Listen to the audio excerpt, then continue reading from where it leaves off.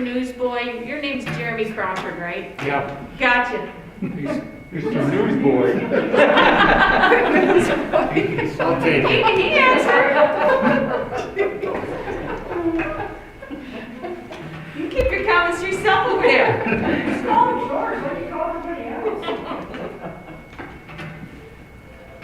I'll let somebody call me Kenneth my last job for a year. Correct. What's behind here? Yes. I've got 157. 30 minutes, huh?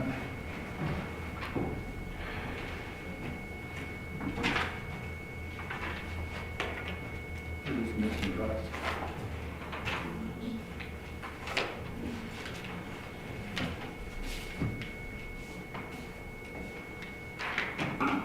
By chances, Russ coming in on Zoom, possibly? I don't know. He was wondering if he can make it or not. He's gonna try. I'll check the Zoom. That's who we're missing, isn't it? He was the one that said at the last meeting Wednesday wasn't good. Oh, That's why we was gonna choose Monday. Russ. Yeah. So he might not be here. That's what he told me yesterday. Okay.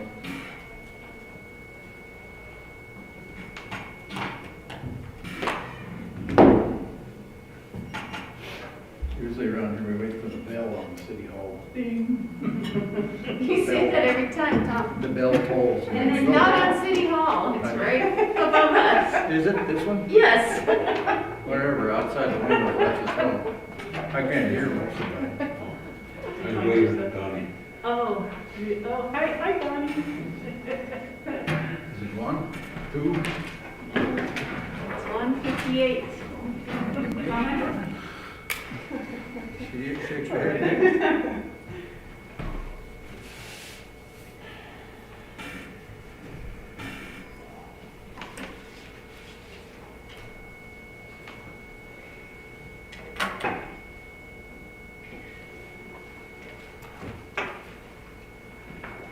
There he is. Now you can wave. God. We let everybody on, don't we?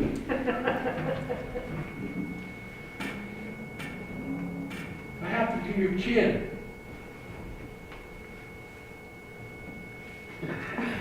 Which one?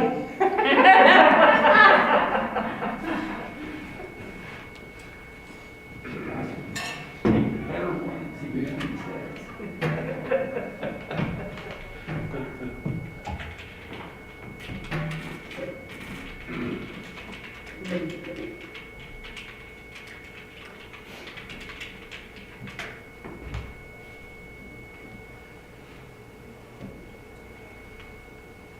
Are we close?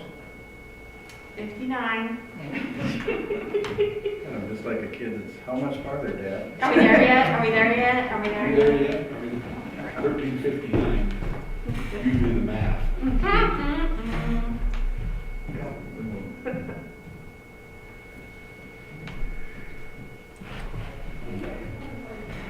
I'll start the meeting now. 2 o'clock. Turn on the Zoom just to get it counted. I'll walk from you. 2 o'clock, Mr. Rice. It is. Your Evans put her off. Quick. Give her a minute, I guess. Didn't have some patience. Now that that's That's the one I truly believe there.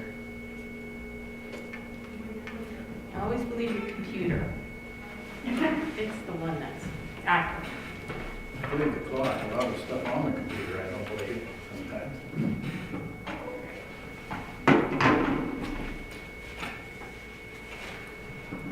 You say she's coming right back? Yes.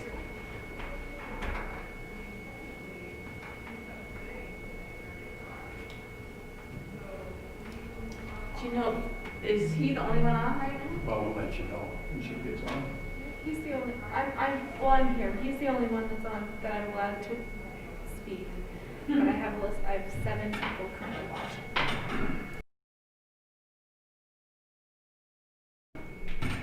I was already Okay. I did it last time. Who was genuinely concerned first? Kim Martin. Oh, she's a technical advisor. That's Not why yet. She should be on there. She Not yet. She has a letter of interest that she wants to be. Yeah, thank you. Should put that on the agenda, remember? Then we'll do it. No, you don't have to. Because you're not in the program today. Yeah. Okay. Yeah, yeah, thank you. Here she is. Perfect, okay, sounds good. Okay, we'll start the meeting to order. Wednesday, December 9th, Beaverhead County City Board of Health. And to establish a quorum, we have all present except for Russ Swamp. By chance, is Russ Swamp on there? He's not. Okay, so he isn't present, either on Zoom or in person. And we'll start the meeting with State of the Beaverhead County Public Health. Okay. So with the Montana map, as you look, it does say we have 45 active cases. The actual number of cases is 60. We have had 673 total cases. We have 6 total deaths, 32 total hospitalizations. I believe we have 1 current right now, as of yesterday anyway. We have had a few little outbreaks. We've had an outbreak at Legacy, and we had an outbreak at Pioneer Care. And just a reminder, an outbreak is 1 person in those type of facilities. So we've had 6 total people at the Legacy.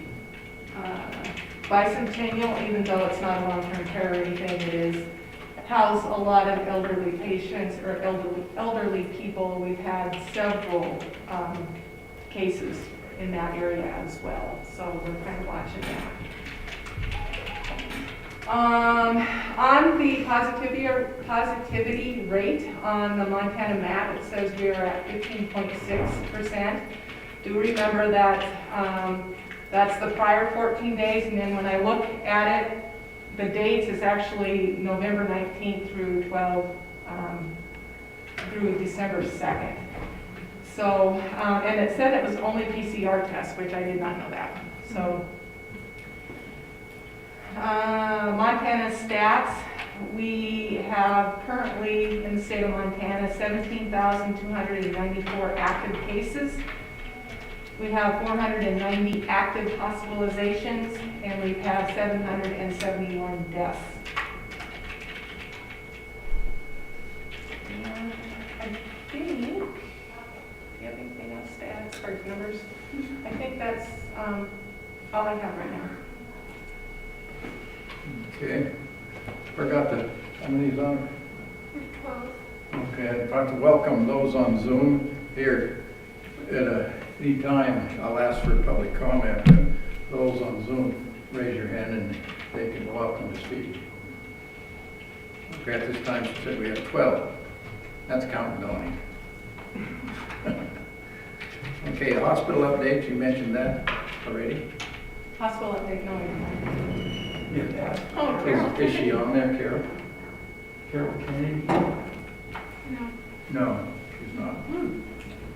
So, Is she technical?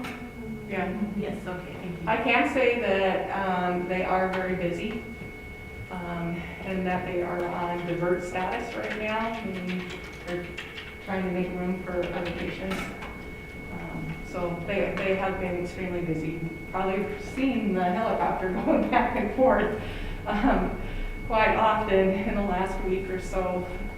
So, yeah, I know they're quite busy. okay. I guess one thing we could have mentioned last meeting too is they've added 2 more negative airflow rooms so that they have a little more capacity for that. So that's a good development. So they have 5 total now? I don't know exactly, actually. I would defer to Carol, but I think that's about right. Okay. And then isolation and quarantine orders. So, as you guys probably know, the CDC has adopted a couple of options, and these are options. Of course, the 14-day quarantine is still the gold standard, because we're pretty sure at the end of 14 days that if you're going to get COVID, you're going to get it by then. However, because that 14-day quarantine period has become a burden on people, especially those who have been quarantined 2 or 3 or 4 or 5 times, that's really hard for them to take off that much time from work. It's also, a mental health issue. So the CDC has come up with these 2 options. The first one is they can quarantine until after day 10 without testing. And let me reiterate, these options are only for people who have absolutely no symptoms. So asymptomatic people are the only ones that can use these options. So quarantine can end after day 10 without testing if no symptoms have been reported during daily monitoring. And with this strategy, they're saying that the post-quarantine transmission risk is about 1 to 10%. Okay. If a person is able to test on day 5 from exposure, and that's really important, it needs to be at least day 5, and that test is negative on day 7, if they get the test results before day 7, this gets a little confusing, but if they get the test results before day 7, on day 7, they can complete their quarantine and be out on day 8. However, remember, if we're doing PCR tests, we're not always getting those in 2 days. So it could be up to 5 days, which would take them up to day 10 anyways to be out. But hey, day 10 versus day 14, that is a big difference sometimes. So with this strategy, that's estimated transmission risk is between 5 and 12%. So obviously, the shorter time period, the more chances of a transmission occurring. Now, with these options, there's also some criteria that must be met. And that means that they must monitor their symptoms daily, up to 14 days. Because as soon as they start showing symptoms, those other options are out the window. And we would ask them to test again if they're symptomatic. So that's the one of the criteria is they must screen themselves for symptoms. And they tell you guys, or they have a form they fill out? Well, they need to Will call this their, increase your guys' workload? possibly. They need to call their healthcare provider to be evaluated, or they can call, like they have been, public health to get an order. But we don't really even need orders so much anymore, at least for the community health center. If they just call the community health center before the testing time so they can get their information, then they can get tested that day without an order. So yeah, it's a great idea, and I think we would have eggs thrown at us if we didn't adopt these options. I know some communities are not. They're just adopting the 10-day one because their communities don't report negative results. So that would be really difficult. In our community, the hospital and the CHC calls every patient with their results. So it makes it a little bit easier for us, or for the person who's quarantining, to have access to that information. The downfall is there's not going to be a strict, it's on the person. So we give them this new quarantine letter that we came up with. And it sort of has 4 boxes where it says your exposure date, the dates that you can get tested, the day that you could get out if that test is negative, and then the 10-day time period too. So we now will not really have specific dates, and that we're leaving it up to the person to follow the guidelines, get their own test date, and follow up with that. So it could be a little tricky here as we try to figure this thing out. I know the school really depends on those quarantine dates, so they know when that student or staff can come back to school. So we'll see what happens with it. I know other places, of course, are struggling as well. So anyway, that's what we're looking at right now with the quarantine. The orders, I did start working on trying to devise an isolation order, trying to meld our isolation letter with our existing order. And then the thing changed. Well, that's quarantine, I'm sorry. Skip that. So anyway, I haven't gotten past my scribbles on this because I need to talk to Paul and Donnie about what needs to be in the order, and then get that draft okayed by the county attorney. And I'm just really slow. I'm just having a hard time finishing that up. But that is our hope, is to get that. And so everybody would get an isolation order, is what we were talking about. Any comments from Donnie or Paul, the sheriff, on that? No, I'm kind of, you know, the order just needs to give date of isolation start, the day it ends, and the place to ascertain that the individual that's under isolation has received a copy of it. And then we can move forward with it, as long as we understand that we're just going to do education, and then if there's any breach of that isolation, then we'll forward that information to the county attorney, which is how the statute reads. So I think my question was, the way we had it was that the officer would hand it to him, and I don't see how you guys can keep up with all our, doing that on every one of our active cases, so I'm wondering if it's legal for you guys not having to do that, and that we can continue to either email it or text it. But I don't know if that's legal for an order. And so I guess that's Any way to be able to present to a court of law or to a judge, we have to prove to them that they knew that they were under isolation. So that's what you have to keep in mind. An email is tough to do that, in my opinion.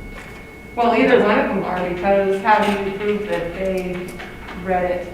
I mean, we obviously talk to them, and we go through all the information. It's not like they get it without us doing an investigation with them. So we ask them if they understand it after we're done talking, and we tell them that we're going to send them this letter. You know, do you want it by email, do you want it text, or do you want it mailed? So, I mean, we go through all of that. But still, that doesn't say if we email it, that you didn't get it. The one thing that comes to mind is that we've only been looking at them as if they break that isolation period. You can go ahead with your procedure, what you've been doing. Then if you find or you have a reason to believe that that isolation has been broken, then get us the information, we can have it served, and then we've got what we need to present to the county attorney. Well, that's what we have right now in place, is just kind of if we hear about that. But I thought our discussions in the past was that we should give everybody an isolation order. Everybody should get a copy. Yeah. You know, I recall that. And not the letter, not just the letter. not just the letter, but the isolation order. Yeah. And it doesn't have to be the police or the sheriff. Right. I mean, it can be you guys. That's what I was wondering. Yeah, I think reading the code is really, once you issue the order, mainly Dr. Evans, then you can enforce it. You can ask them to help you enforce it if it's the power. Dr. Evans has the power. How I read the code. Yeah. Not saying lawyer, just how I read it.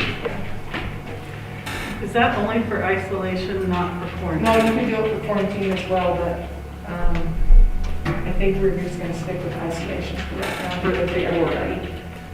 But they still get the quarantine. They still get the letter. quarantine letter, yeah. But that's not, It's not important. it's not enforced, or we don't do any education on it. Well, yeah, we would do education on any breach of, the quarantine or the isolation. Okay. That's what the governor said that would be the preferred method to handle that, as well as we discussed that here several times and decided to do it that way. It would only be if somebody was breaching that isolation order and involved in a big gathering, shall we say, and then, under those circumstances, in reading the statute, they can be held liable from a civil standpoint. So, And we've had to do that a few times. Our problem is we don't know who these people are, so we don't know unless, again, I think I said this before, unless somebody reports it to us, that these people are not complying. So, but we have used law enforcement a few times. Any other comments? I think just to go back to the quarantine thing, I think people can still be encouraged to do 14 days. That's still the safest. If you want to do that, that's definitely okay, especially if, say, you were going to go into a higher risk situation. If you wanted to maybe go visit your grandmother socially distanced, maybe do it on day 15 instead of day 10. That's just a good consideration. And it does say if a person wants to do that 14-day, they should be allowed to do that 14-day quarantine. So the business can't make them, my understanding, to come back at day 7 or day 10. If they feel like they want to be safe, then they can do that. Okay. Any other comments? Okay. Moving along. Well, Go ahead. I mean, I move that we accept the CDC with the understanding that people have a choice which one of the three to use for quarantine. Agreed. Is that correct? Did you hear him? The CDC, what recommendations? The recommendation is to have three choices now. To adopt the 14-day, new To options. adopt the two new options. But give the people the choice to choose which three they want to use. Okay. Is there a second to that motion? I'll second that. Is that Charlotte? Nicole? Nicole. You guys with your masks, I guess that was Okay. I have a first and a second on that motion. Cindy, would you read that back? It was kind of lengthy. That's why. Mike Plotkin moved that the board accept or adopt the CDC recommendations for isolation. No, With quarantine. For quarantine, never mind. I know, it's confusing. Okay, quarantine. With the two new options. Nicole seconded. Correct, Mike? Okay, all in favor say aye. Aye. Unanimous. Can I make just one more very, very important point? I said if those people become symptomatic, they need to get tested, but they also need to isolate themselves or quarantine themselves. So if they start getting symptomatic, that doesn't mean continue to go to work or whatever. As soon as they're sick, they need to get home and quarantine and while they're getting their test. And then the public health instruction that advises them to do so.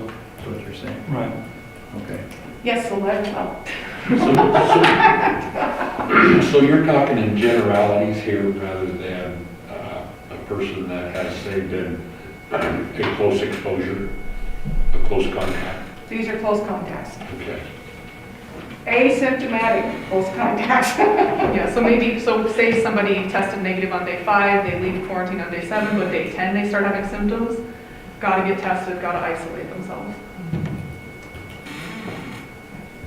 Okay. So we're leaving a lot up to the public to be honest with this, with these options, and hopefully people will comply better. Okay, next is public education COVID, and I remember Charlotte has been wearing the sidewalks out, visiting people and that kind of thing, so I let her lead to see what the current is being done on this public education. Yeah, we've done a number of things. I did, and again, many thanks to Jeremy Crawford for agreeing to video clips of individuals making a statement regarding precautionary measures, not just masks, but, you know, anything they wanted to say about trying to gather community support for all the precautionary measures that have been recommended. And again, thanks to Jeremy for that. But based on his willingness to do that, and then the second part of that was Wendy Alvarez at the radio station agreed to post whatever we wanted to regularly. Jeremy was going to pull off sound bites from those video clips, give them the radio, and I think he's in the process of doing that. So yeah, then I canvassed town, tried to drum up support for that. It was interesting, and I shouldn't have been surprised, but I've met with a little bit of resistance. I have had, what, Jeremy, 10 or 12 people have come and filmed video clips, and I thank any and all of you that have done that. Several of you in this room, Paul Kraft, Tom's done one, I did one. I don't know of anyone else in here that's done one. But I really appreciate those efforts. Oh, good, thank you. I would encourage the rest of you, especially, you know, those of you that are on the board or advisors, to do one.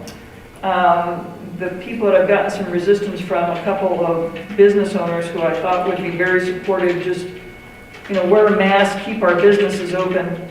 They didn't want to come down on the wrong side of the political divide on this, which I find really sad. I also had an MD who I was confident would do one for me, say that they would not do one, and it was based on the fact of all the negativity that those doctors faced at the city council meeting about 3 weeks ago. And this person said, I don't think the community wants to hear from the doctors. I think that was a real sad commentary on what's been going on in the community. I mean, our medical hospital, our healthcare providers, public health, they have been working long hours at this, and they've been taking the brunt of this, and for them not to get community support, I thought was really a sad thing, that this MD wouldn't come forth because of that negativity. Anyway, I still ask any of you that haven't done it to please do it. Hopefully many of you have seen these. Jeremy's been posting them on Facebook, and I've seen several of them. I haven't seen all of them. They're all different, which is what I kind of hope for. They're all personal messages, which is what I rather hope for, and I think that's been good. I also had my sister-in-law, because she's the one that I could reach out and touch. She did this little logo that Jeremy's been using, and this was based on an idea that Megan Evans' son had for something, and I've got this same insignia. This one's got a number of messages, but I've got it also blank if we wanted to use it for something else, but we've drafted that, and I don't get the Dillonite regularly because I don't live in town, but I've seen, you know, they posted it in the Dillonite. I've had conversations, and this has gone around through Dr. Evans and Pat Carrick and myself with Kim Martinell. Kim had a number of suggestions of other things we could do, and one of the first and foremost ones, and I think it's a good idea, is Kim's impression was that there are still community members that feel like they don't have all the answers they want regarding COVID or regarding what's going on in our community with COVID. And she suggested we have some type of a community forum. We discussed whether that could be done via Zoom, but kind of the consensus among us was that it's so difficult to get some of these very busy people for a Zoom conference. The suggestion was made that maybe we should ask community members to submit questions, and then we could have either a response as a community broadcasts, or even just have those responses posted on a Facebook page or a web page. And the suggestion was potentially to use Public Health's Facebook page. I think that's a good idea, but it's kind of that is out of my control because I'm not an administrator on that. I don't work for those organizations. I think it's a good idea if we could move forward with it. I would certainly offer my services to help answer questions if, obviously if they're more general science directed rather than specific medical questions to the community. So I think that's something perhaps we could do. Let's see, lost my train of thought. What else? I think that's about it. Dr. Evans, do you have anything to add to that? No, I think that's really good. I think we just need to work out the details on like how does a question get to us then and then. Yeah, that's one thing I don't know is how we could advertise that unless Jeremy posted something on Southwest Montana News. If anyone has any questions, please direct them to whatever forum we decided. I don't have any other ideas other than that. And that's probably a good idea. I mean, if there are, rather think that, it seems like we're all inundated with information, but perhaps there are people out there that are still feeling like they haven't answered questions. Has anyone seen some of the broadcasts and how do you?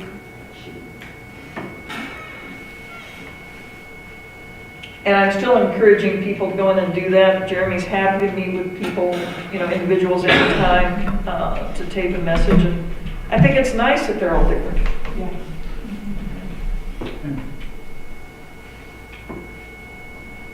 Comments? No. Thank you again, Charlotte, for taking the reins and taking off. Well, I've taken, I think, a lot of it almost as far as I can. If we move into this, it's got to be someone that has controls on some of those pages, those forums. Okay. But I'd be happy to help if we can take this further. Okay. Russ is here now, and Pardon me? Russ is watching now. He's a pan. I run into him. Oh. Okay, did you open it So up he so is. he could hear? Yes, and he can speak if you'd like. He said great varieties. I've seen 2 of them. Awesome job. I'm sorry? He said great variety. I've seen 2 of them. Awesome job. Good. Okay. Welcome, Russ. Okay. Oh, and he said welcome all. Okay. With that said, any questions on there in regards to public education? Yeah, Stephanie Osborne would like to say something. Okay. So Yeah, go ahead, Stephanie. she's rejoining. There we go. Stephanie? Hi there. Yeah, go ahead, Stephanie. I just had a question back during you guys were talking about quarantine and isolation. I was wondering if you guys did a follow-up at the state level about if somebody gets sick and names you as a close contact, if you are allowed to release that name to that close contact, so they know who's naming them as a close contact. You guys kind of talked about that last meeting. We have no different direction from the state other than it is still a HIPAA, and we cannot do that without the person's permission. And I myself touched base with county attorney on that, and he realizes that the public health, as Sue stated, gets instruction down from the state, BVHDCBOF, I assume. And then, so they're following that. How would I word that? They follow what the state tells them, and if there's in the violation part of it, if the law enforcement comes up with something ordered, that comes to, in a sense, through to him, checks that out. But as far as what you asked, Stephanie, that comes from this Montana DPHHS down to public health, that instruction that they've been practicing. Did that answer, I hope? Anything, that answer, Stephanie, your question? Well, my internet was being kind of cutting in and out. So I guess you don't have to repeat yourself so we don't take up time. But if you want to, you can, but my internet was being funny. Okay. Well, it basically, in short, local public health is taking their instructions, but what Sue just stated, from Montana DPHHS, that's in Helena, that's a state office, is handing those instructions down to them. And then Okay. when the county attorney gets involved or something like that, or us, is when the law enforcement has something where they're not complying with their quarantine orders or things like that. That's where we come into play on the county level. Okay. Okay? So if you get a call that you're close contact, can you pursue knowing who that person is that named you a close contact if you feel like you were not? Is that something that we could come to you or the county attorney or the sheriff about, saying, if I'm just saying, if that's the case, that you feel like you're not a close contact, is it something you can pursue, or it's like, nope, you're a close contact, you have to quarantine, doesn't matter? That I don't. That I don't know, I've never had that happen, because everybody that I've done trace contacting with, always gave me their name. So, Give permission. permission, yes, gave us permission to use their name, I mean, Oh, okay. all the contact tracers are supposed to ask the case if it is okay to use their name, when they speak with close contacts. And we actually have a little box Okay. that has to be checked, so we make sure that we did actually get that permission. And I'm not sure, I Okay, haven't well, heard of anybody saying no. That- Well, I take that back, I know one person that would not even give us, it happened, once. Okay, that clears it up for me. Yeah, that clears up for me. Thank you very much. Okay. Anybody else?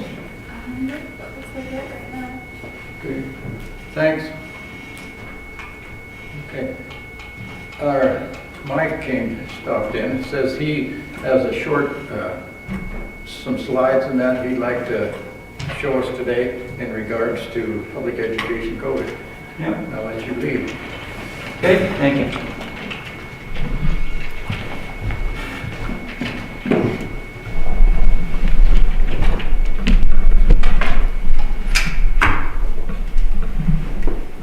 This is still under the public education, is that right?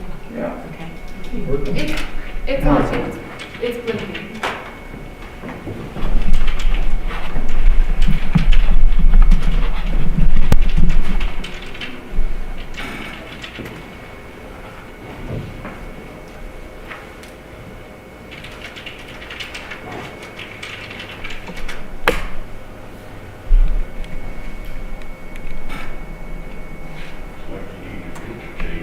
I know.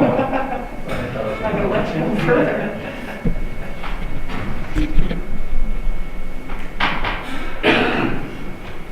Let's see if it works.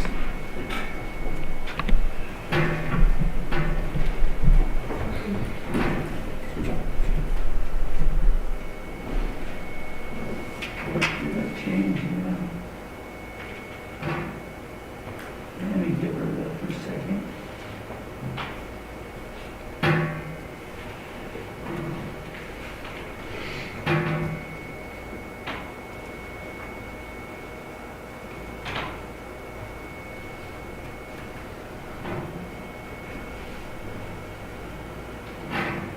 Now this should work. This has to do with just a fast little thing. I mentioned last one, everybody was using the study from Kansas, using the Kansas data on face, saying that since the data showed that it went down 6% on the mask-wearing counties versus it went up 200 or 400% on the other ones that did not follow the mandate. So I went and looked into the data. I can't breathe through this very well, so. Can't hear you. Yeah, so I went looking through the data, dug up the data, which took a lot of time, and I just want to respond to that for just a little bit.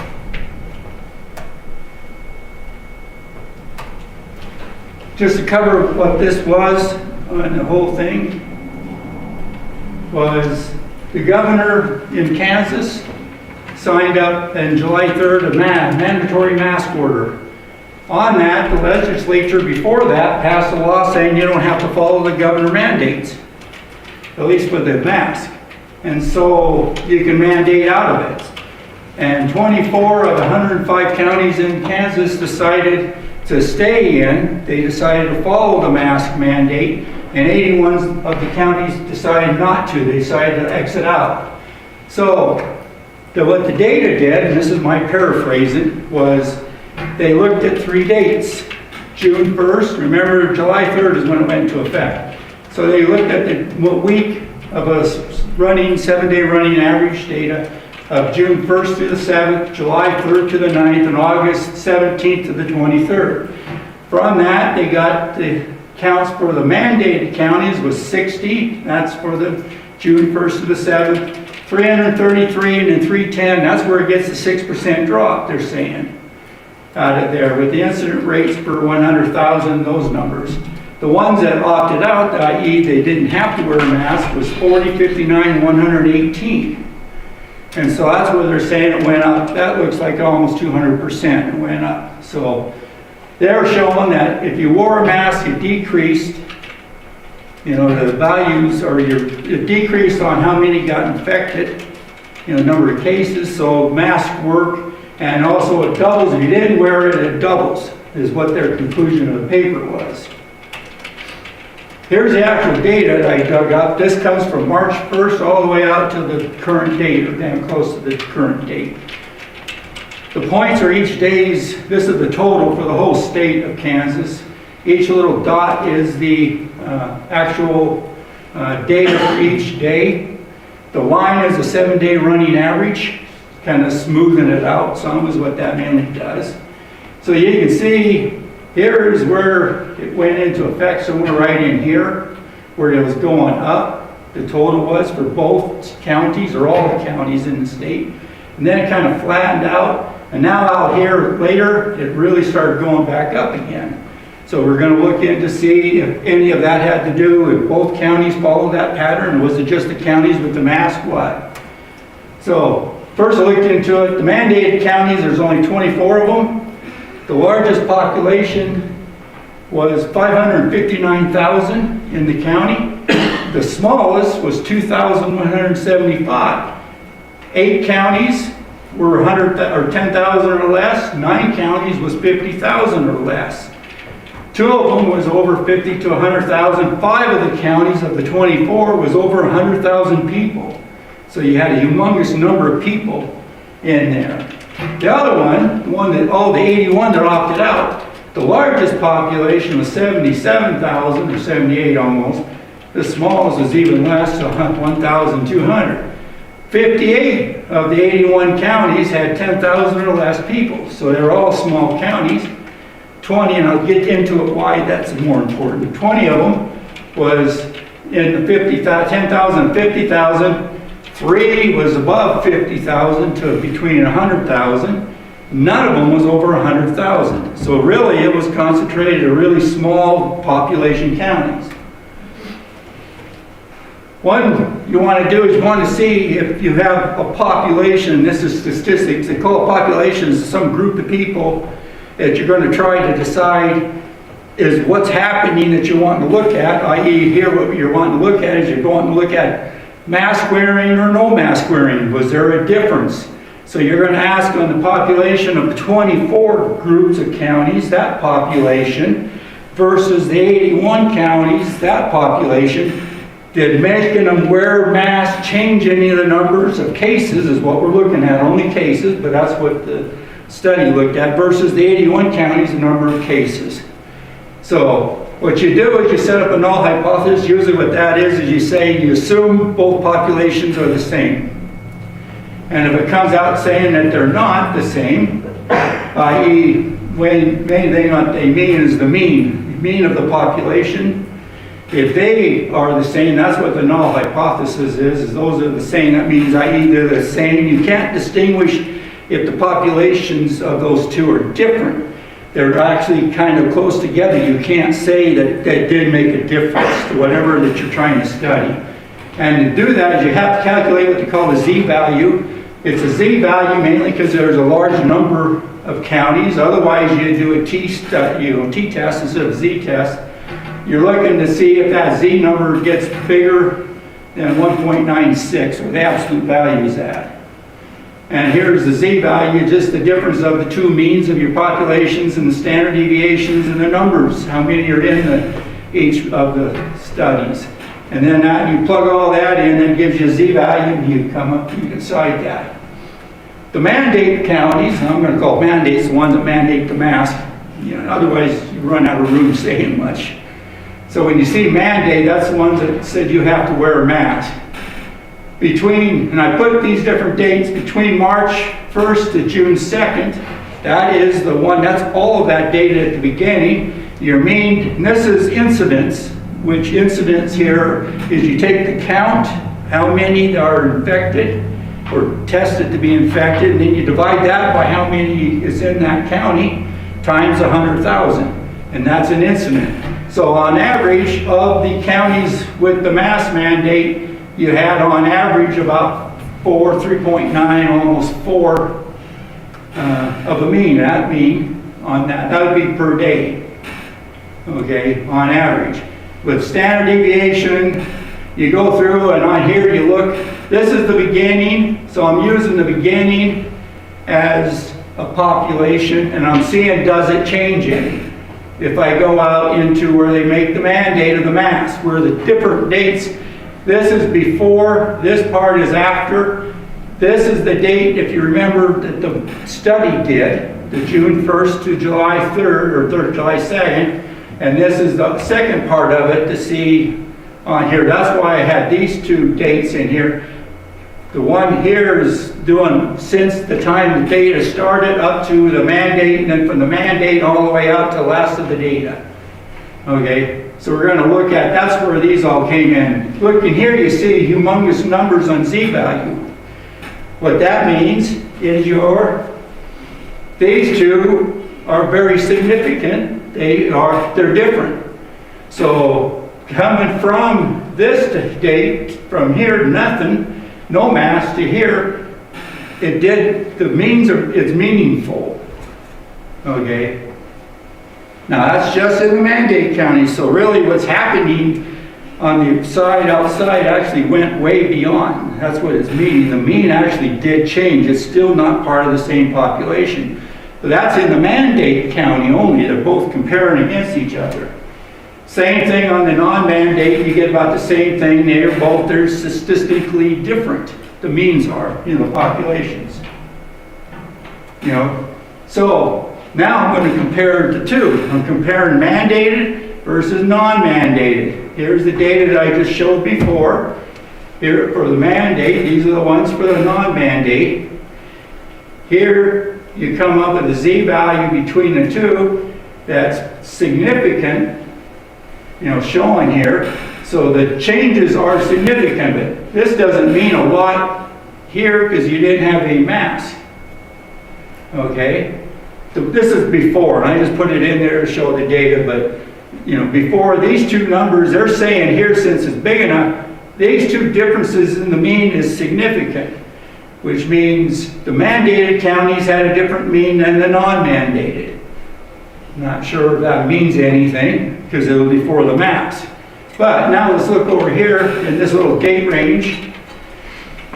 This is showing that it's significant. So this number is significant to the other number. They're separate, they're not the same. But what does that say? This number is bigger.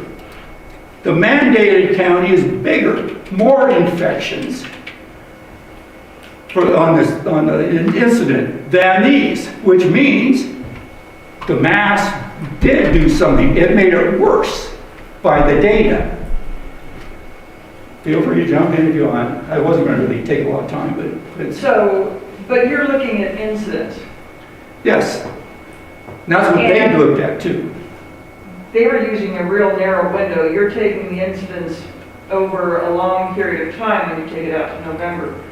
And didn't you say earlier that the mandated counties had a higher population on average than the non-mandated counties? That is correct. Okay. Quite a bit bigger. If you look at incidents, to me it makes sense that there are going to be more cases in those mandated counties, i.e. the ones that have a higher population, what you'd really need to look at, I think, to make this accurate, would be the prevalence over time.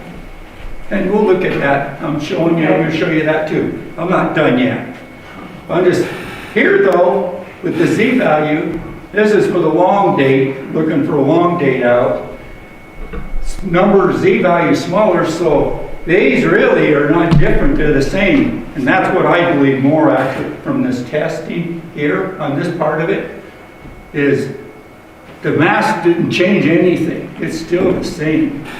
And now you'll see why I don't trust this much here. But this is saying mass didn't affect anything. It's still the same mean. The null hypothesis is correct, that they're the same. So it doesn't mean mass didn't help, didn't make it worse. Here is looking at, this is the regressions. We did some regressions now looking at it.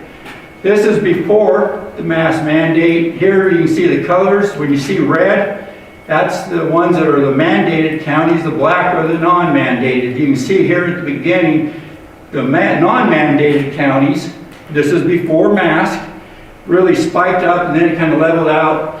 The date here with the dash, when I say the paper, not the dotted, but the dash lines, those are the ones that they looked at.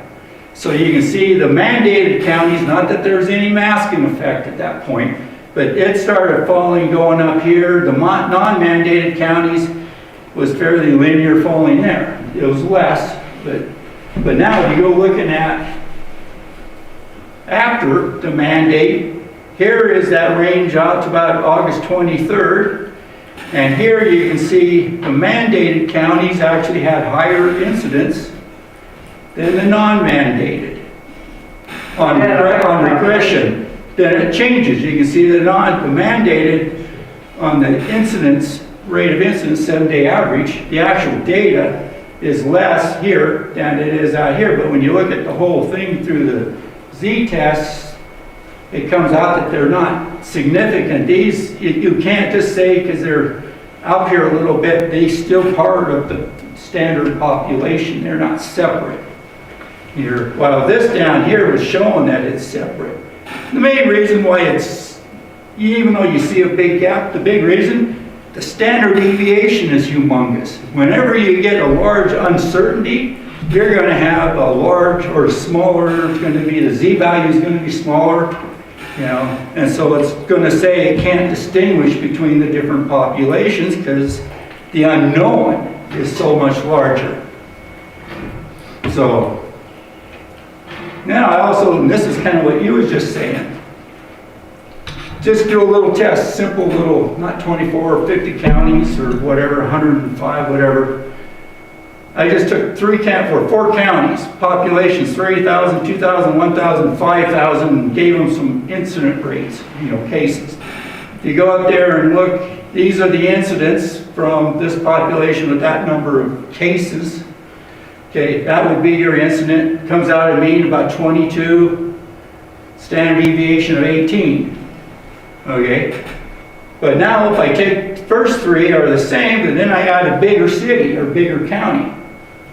And I'm not even up to the numbers of 500,000 like the other ones were. You can see your incident rates for each one of these would drop down mainly because they're all getting grouped together with a big one. And that throws things off on incidents. And you can see the mean is 225,000. That's because you have the big city in here, or big county. And so what I'm trying to say is, man, you have a humongous standard deviation, so they're going to look at this and they're going to say, they think it's the same even. I'm trying to say is, data, you can look at data and give out whatever you want. And this is why I was trying to say on the last one I seen, when they presented their data, they gave an incident rate, and I don't remember 0.1 per day per 100,000. Okay, let's just use that. I don't remember the number, okay? But their 95% confidence rate, or interval, was down to 0 up to double. Right? As soon as you see that, you're going, they're not certain at all about the data. It could be, might not be. But they cannot make the conclusion that it dropped. You know, the other thing, is here, you know, when they say that it dropped, they picked this little range right in here where it started dropping.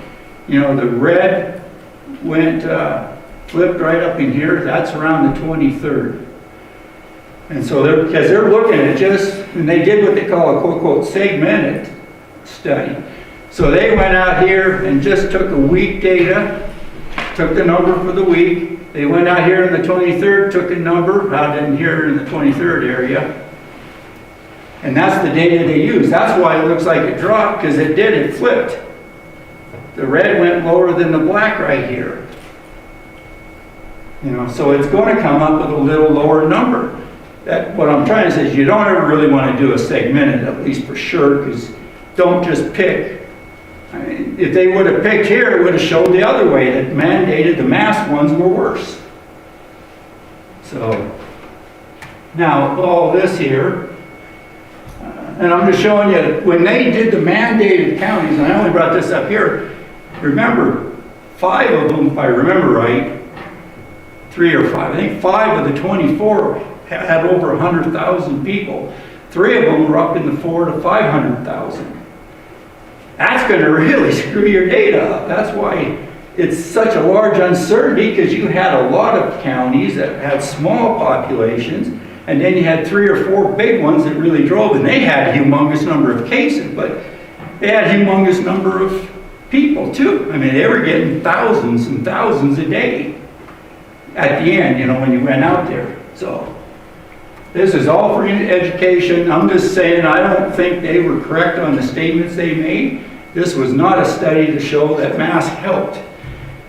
But truthfully, throughout the whole thing, I don't think it shows anything. If anything, it doesn't show any change in mask wearing. But again, I don't trust the statistics. Even though I'm using it and I understand it, you can pick out anything you want out of any of it. So just telling, this is education. All I'm doing, I'm not saying I'm for masks or I'm against masks or any of that. I'm just saying, don't just start picking studies and say that whatever they put in there is correct. You gotta look at the data and look at the stuff. And that's all. I don't want to take any more of the time. Thank you. Anybody have a direct question for Mike? I just have a comment, I don't know if it's a question. I'd be curious to know what other variables are in there, like if there was other cautions or whatever put in place, and, you know, if it was just masks or if there were other things going on. Yeah, that's one of the problems with this type of retrospective analysis, which Dr. Black is correct.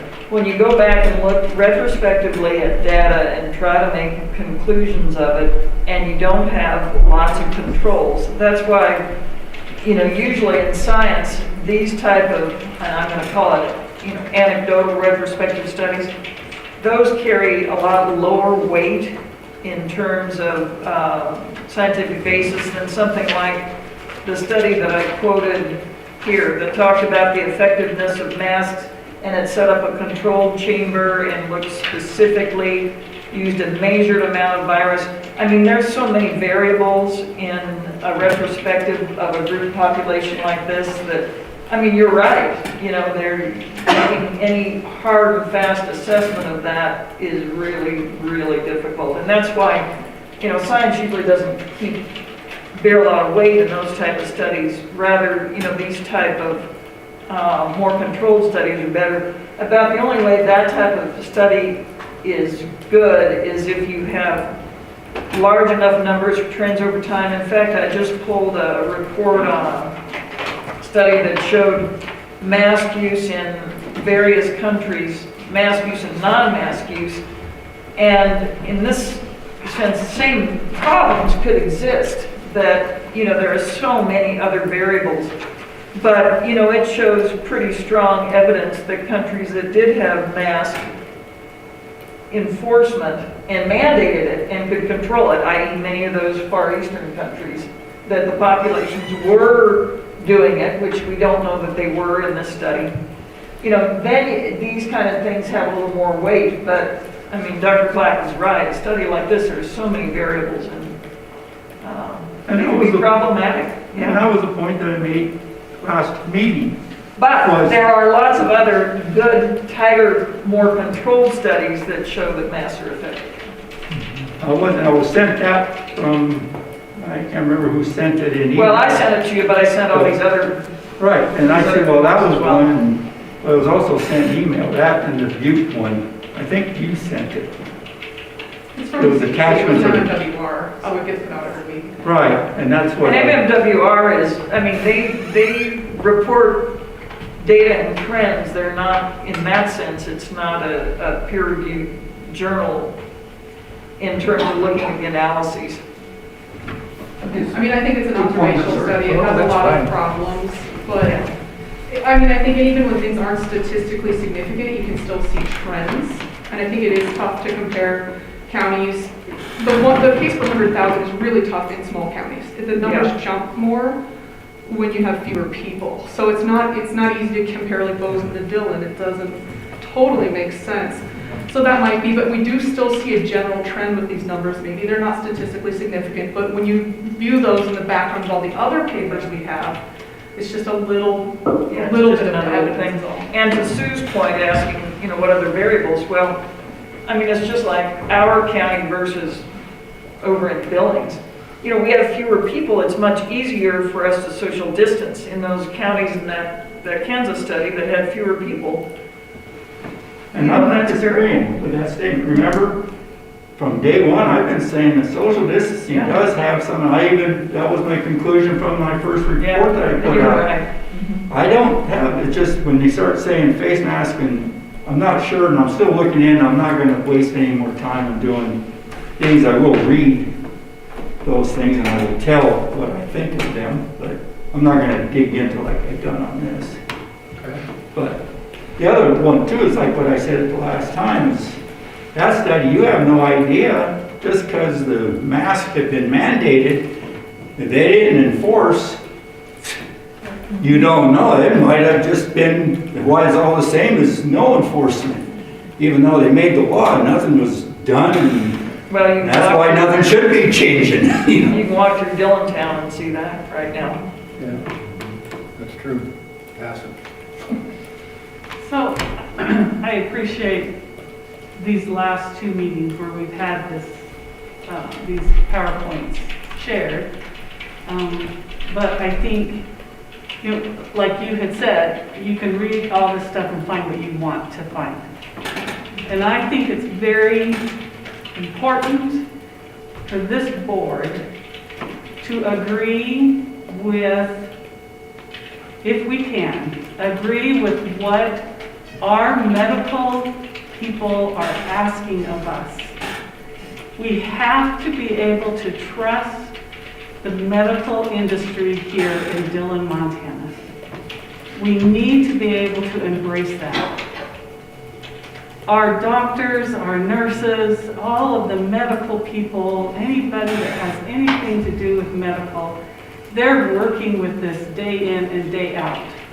And they have asked us many times, social distance, wear your mask, wash your hands, make sure that you're kind to your neighbor. all of those very kind and tender, and obviously it helps in some way. And I think this board needs to embrace that. And we can read all these other things in all the different states, and everyone has an opinion, and people will say, I don't want to be told what to do, but let's face reality. You have been told what to do since the day you were born. And if your mom and dad are still alive, you're still going to be told what to do. Or if you're married. Or if you're married, that's right. Maybe that's too bad. So, I think for this, we have to get past that. What is the good? What is the best? We don't want to wear the mask. We don't want to social distance. Do that on your private time. Do it where you're not going to harm anyone else.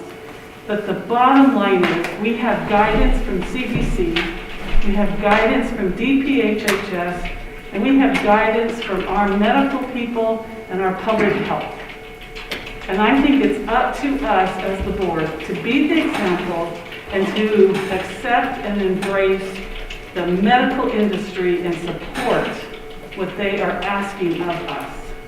They're the experts for us here in Dillon, in Beaverhead County. Agreed, thank you. Just, first off, I don't mind putting on the agenda next meeting. Make a decision on that.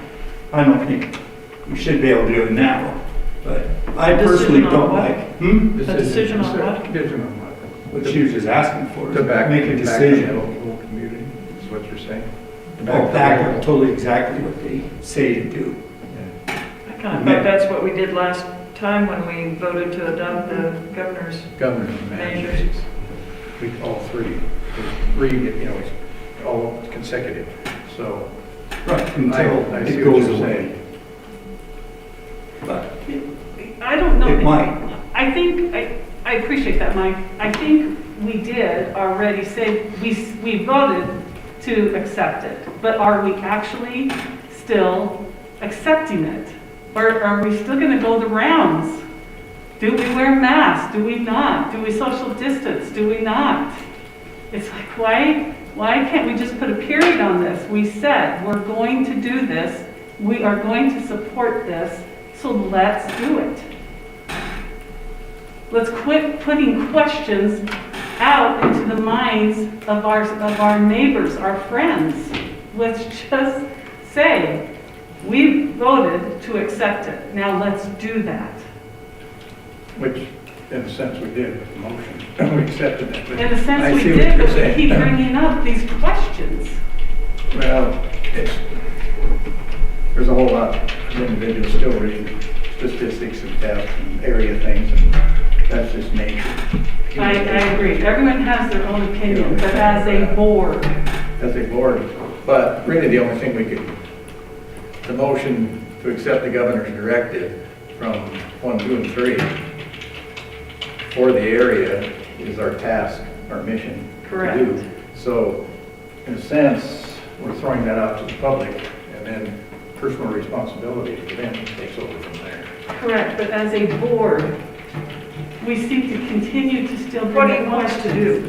do? Yeah. What I'm asking is, can we really agree to what we said we were going to agree to? Well, we voted unanimously to do it. But we keep bringing up questions in these meetings. Well, then that can you goes make a against it. motion, or what would you recommend we What do? would your motion be? Well, I didn't think it was going to be a motion. I am just asking, can we as a board truly accept what we said we will accept? I guess I'm struggling. Well, see, here's where I have the difference of opinion. Just because we voted to accept the governor's mandate, I've always didn't think that he was right, but he's the governor, and I don't think we have the power to disagree with him. Or we can disagree, but we can't enforce something different than what he said. Doesn't mean I agree with what he said. So I tell you right now, my vote was, I voted mainly to say yes, because he's the governor. He had the power to tell us. Not that I agreed with it, but I don't know if we as a board have the power to disagree with him. Or her, him this time, but I mean, yeah. That's the thing. I mean, You know, I hate masks. Main reason I'm wearing them is because I could take it off, you know, talking, but even up there, I was running low oxygen. When you start talking, you start exercising, you do shit like that. You know, but we're starting to make it that you can't take it off for anything. well, that, I mean, and, we haven't said that. well, I know we haven't, And he has. but the medical has. Well, yes, No. yes and no. No. No, they haven't. I disagree with that, Mike. The medical has. No.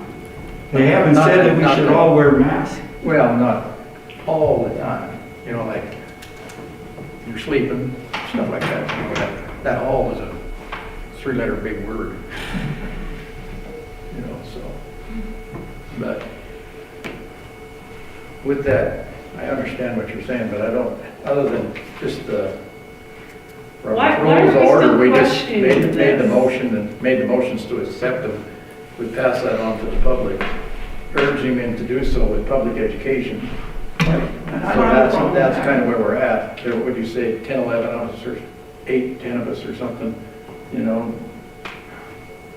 First time I've ever been filmed as such, you know, I can sit here and yak when I know there's a camera there. It's hard. But that's the best we can do, I think. You know, is get out there and do that, you know, and then pass that along to everybody else. I don't question any of that.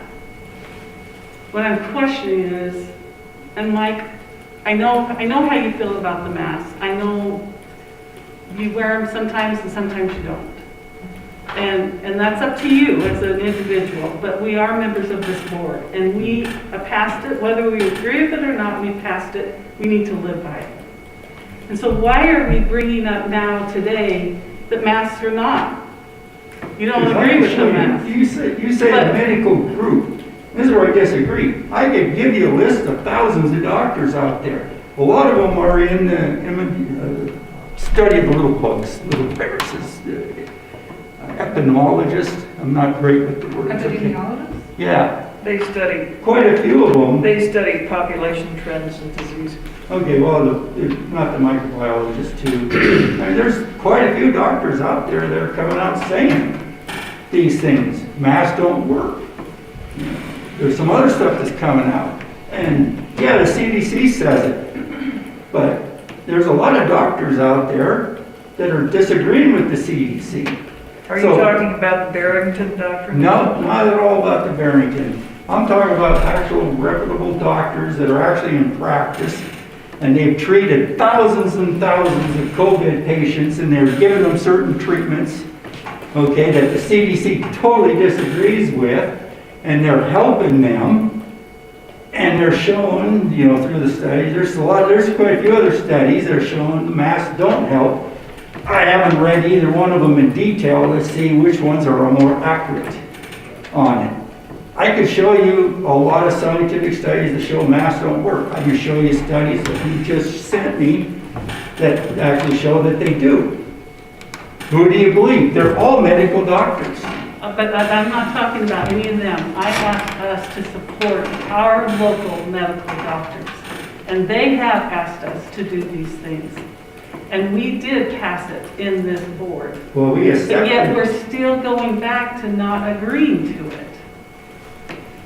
And again, I voted to follow the governor's thing. I have never accepted the medical doctor stuff. I know, and I think that's very sad.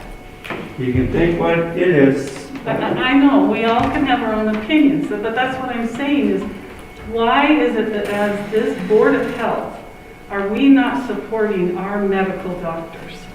Because It's right here in Our board- Beaverhead County. Our Board of Health is formed. If you wanted to follow exactly medical doctors, why didn't they just form the Board of Health and have only medical doctors on it? And then it would have been done. They didn't. They sat there and said, we want a general public. One of them is to be a doctor. And we take the vice, she would represent the other medical ones. We're supposed to all be kind of putting in our opinion, what we think. We're all supposed to not just look at what is the medical people, because I think they're kind of almost myopic on, we got to solve this, we got to fix this, and not worry about other things. Other things like, if you really lock stuff down, not that we're talking about lockdown, but doing stuff like that, you're going to hurt a lot of other things. The city, county health, we're supposed to look at all of the stuff, not just what the doctors want. And that's why I have a hard time. I'm not disagreeing with doctors to say. I'm just having a hard time following a certain path only. Which is, well, And that certain path isn't there with the governor's mandate. without a doubt, this topic is debated here and other places. Yes, You know, debated everywhere. Everywhere, all through every coffee shop and everywhere. So I think we're doing the best we can by adopting the directives and passing that along. And then if the public education part, and there's, with everything I know of, believe me, when you toss it out to the public, there's ones that ignore you, come back with something or something like that. So I appreciate your opinion, and I know what you're saying. But I don't appreciate it quite. Anyway, we did our part. We're participating in the public education as leaders, and I urge each and every one of you to do so as far as that goes. So anyway, we'll move on. But next is COVID-19 vaccine. So we've been in meetings with the state weekly, every other week for a long time now, getting prepared for the vaccines that are coming down the pike. It sounds like Pfizer-BioNTech will be approved sometime mid-December, maybe December 16th. I think we'll know more tomorrow, actually, but it'll have an emergency use authorization, and the state has 9,760 doses for that first batch. It sounds like those are going to the big hospitals first. And then the next week, we're anticipating that the Moderna vaccine will be approved, and then they will have a much larger batch, 20,000 doses. So we're still working out little details. The college was excellent and has purchased the deep freezers for us at the hospital for us all to use. So that's going to be a huge help to our whole entire county in getting these vaccines distributed. Both the Pfizer and the Moderna vaccines are mRNA vaccines. So they use a little piece of RNA kind of packaged in a little lipid packet, like a fat packet, which then gets taken up by the cells, and our cells basically make the proteins that then we respond to with our antibodies. So it's almost like instead of building these batches of proteins, we're actually just letting our bodies be the little batch producers. So that's why these vaccines have been able to come on board so quickly. mRNA vaccines haven't been used in humans before. They've been used in horses. I think the West Nile vaccine in horses is a mRNA, if that's correct. There's different ones, yeah. Yeah, there's a couple different ones, but they do use decades of technology. They've been working on developing an HIV vaccine that uses this technology, as well as a Nipah virus and Zika. So it doesn't come out of nowhere, certainly. It's been technology that's been available for a while now. It sounds like the vaccines may be a little more reactogenic. It's kind of like the shingles vaccine, if anybody's gotten that. Like you might feel a little sick when you get it. You know, you might have a fever and a headache, muscle aches for a day or two. And that's what people experience with the shingles vaccine as well. So I think we're going to have to work on making sure that people know that and know what to expect. I think we'll know a lot more. Actually, the meeting with the state just started, so we'll hopefully get to listen to the recording of that here soon. But they're working all the little details on who's getting it, who's distributed, things like that. And the tiers that they're distributing it in is. I think in group 1A and B are the nursing home long-term care facility residents as well as medical workers. So then I think what we need to do is just work on, strategizing who wants to get it in those populations and get it to them. There is a third vaccine, AstraZeneca vaccine, which is probably going to take a little bit more time to get approved. It's a viral vector vaccine, which has been done with Ebola virus before, which is a newer vaccine, just came out this last year. So that one's a little bit different. It works a little bit differently. There's a study for that one in view. If people were interested in being part of a study, it's still going on. So that one is more temperature stable and it's cheaper to produce. So that might be more down the road, I should say. There's lots of others still in the works, but those are the main three. So I think the biggest thing is we are working on a plan, we're working on the steps, and we're really lucky to have an ultra freezer. And all of the facilities in town have applied to be distributors, so we'll be able to give the vaccine to people when they want it. Questions on the vaccine? Any questions on that? Yeah, Rich Wassel. Okay. This is Rich Wassel. Yeah, he just needs to unmute himself. Is he okay? Tell him on the Rich, thing needs to. Rich, you're muted. Rich Wassel? There we go. Yeah, I had my hand up in the previous Go ahead. agenda items, so we moved on, so I just asked if there's questions concerning vaccine. We missed you in the previous agenda item, is that what you're saying? yeah, it was, my hand up was up during the previous discussion, so Okay.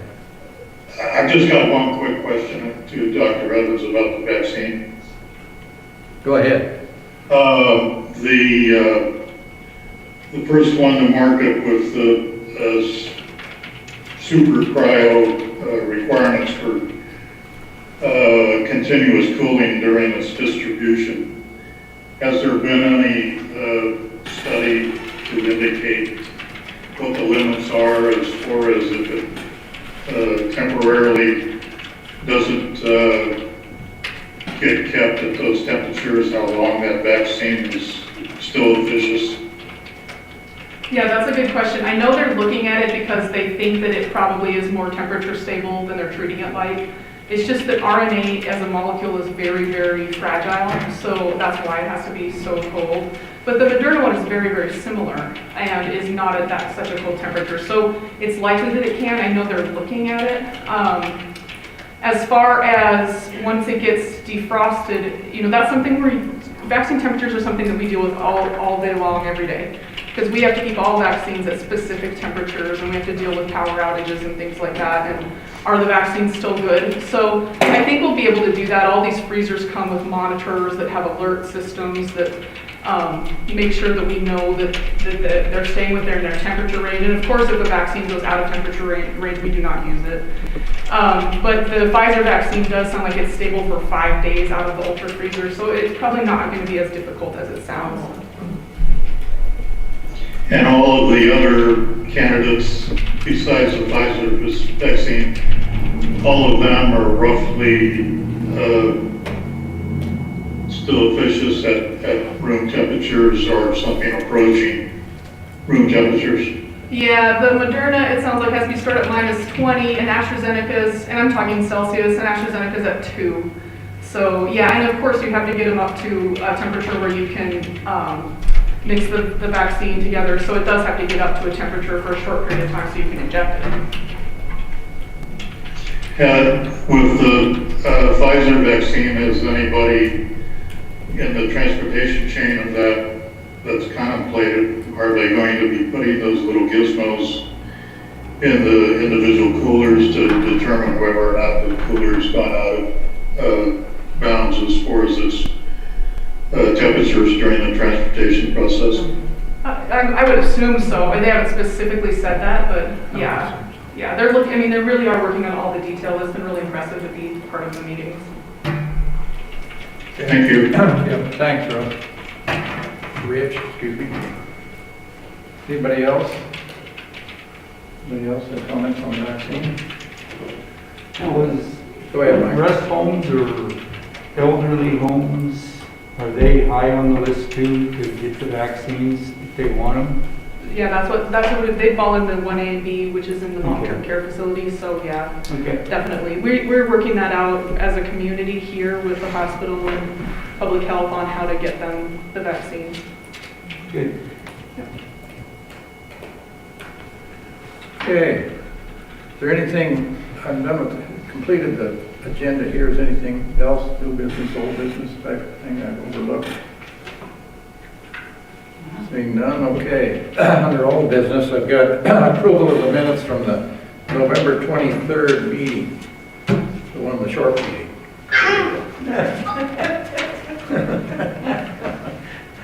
So, did everybody have a chance to read them and go through them and look at them? I need a motion to approve. So moved. Second. I got a first and a second to approve the minutes of the November 23rd Who was the meeting. second? I'm sorry. Mike Clapp. Thank you. November 23rd meeting. All in favor say aye. Aye. Aye, pose same sign, motion passed. Okay, public discussion on subjects under Board of Health's jurisdiction, not on the agenda. I've asked that. Meeting schedule, is there the next meeting? Are we anticipating January or something? I'd say January. Mainly, we don't know, we have no clue what the new governor is going to come out with. And all the votes that we've done was saying it's based upon the governor's verdict, or governor's orders, whatever. So if he comes in, I have no clue what he's going to do, but he comes in and changes it drastically, we should get together. I'm not saying do maybe in the middle of January. I think maybe he'd change it, he's going to change it by then. I Or believe end of that's our- January. Yeah, I think that's our next regular is in January. So I agree with that because we'll have much more information on the vaccine and, Right. so, I got a calendar. We got a calendar. yeah. we gotta get What's, started. middle week yeah, what the middle week of January is? The roughly? 11th? The 11th is the middle week? Yeah, Okay, say the tail end of that week. the 15th is a Friday, Monday's the 11th. I think 15 is later. Usually it's on Fridays, yeah. Well, Fridays are tough sometimes with people, if they're doing something. Yeah, Is it- schedule's full. Why don't we tentative, is, you check the court? I'm looking at it right now. Is Wednesday that week or Wednesday the following week, is that open? Thursday's court day, Tuesday's court day, and Friday's hard to commit to people. Wednesday, either week will work. Wednesday either week works.